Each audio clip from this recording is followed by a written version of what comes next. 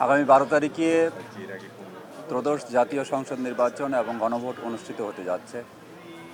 আমাদের রংপুর মেট্রোপলিটন পুলিশের যে জুরিসডিকশন, এটাতে 204টি কেন্দ্র রয়েছে। এই 204টি কেন্দ্রের জন্য আইন শৃঙ্খলা রক্ষাকারী বাহিনীর সার্বিক প্রস্তুতি সম্পন্ন হয়েছে। আমরা আজকে ব্রিফিং করলাম। এখানে আমাদের টোটাল জনবল 1408 জন। আমাদের ইউনিটের জনবল ছাড়াও আমাদের পুলিশ হেডকোয়ার্টার্সের সাপোর্টে এপিবিএন, সিআইডি এবং পুলিশ ট্রেনিং সেন্টারের জনবল এসেছে। আমরা সকলকে করণীয় এবং বর্জনীয় বিষয়গুলো অবগত করেছি।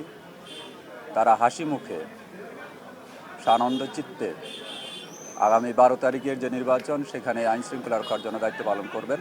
আশা করি 12 তারিখে যে জাতীয় সংসদ নির্বাচন এবং গণভোট অনুষ্ঠিত হবে, সেখানে আমরা শান্তিপূর্ণভাবে সকলের সহযোগিতায় ভোট কেন্দ্র এবং আশপাশ এলাকার পরিবেশ সুন্দর রাখতে সক্ষম হব।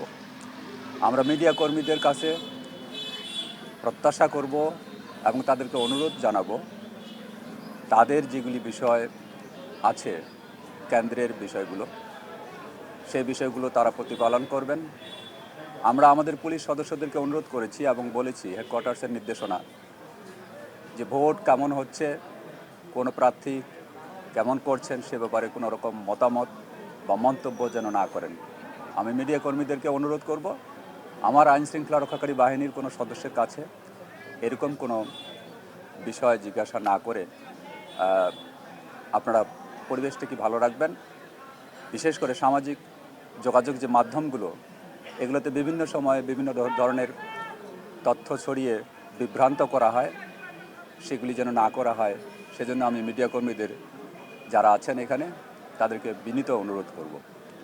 আমি বিশ্বাস করি এবং আশা করি যে আপনাদের সার্বিক সহযোগিতায় আইন শৃঙ্খলা রক্ষাকারী বাহিনীর প্রস্তুতি নিয়ে যে জাতীয় সংসদ নির্বাচন এবং গণভোট অনুষ্ঠিত হচ্ছে, এটি রংপুরে অত্যন্ত শান্তিপূর্ণভাবে সম্পন্ন হবে। আমরা আপনাদের সহযোগিতা প্রত্যাশা করি। আমরা নির্বাচনের পরেও এরকম একটি সুন্দর ব্রিফিং এবং মিডিয়া ভাইদের ডেকে আমরা একত্রিত হতে চাই। সকলকে ধন্যবাদ। আল্লাহ হাফেজ।